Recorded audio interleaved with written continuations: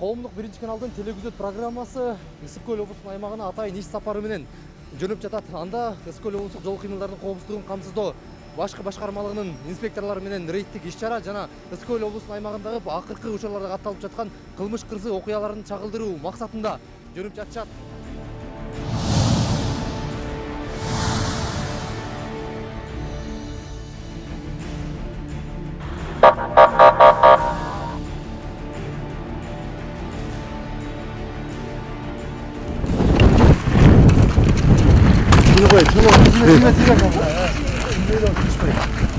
Урматтуу көрүүчүлөр, биз Балыкчы шаарындабыз. Дал ушул автоунаа мамлекеттик автоунаа десек болот, агыраагы. Мен штрафын төлөп келгиче мен машинемди силер эмнеге алып кетип каласыңар? Чоң жигит, атыңыз ким? Арген сизге ким болот? Ия. Машинем жок. Шунчалык эме кылып атасыңар. Кыжалак кылыпчы. Ал колуңнарды. Жүрүүбөй.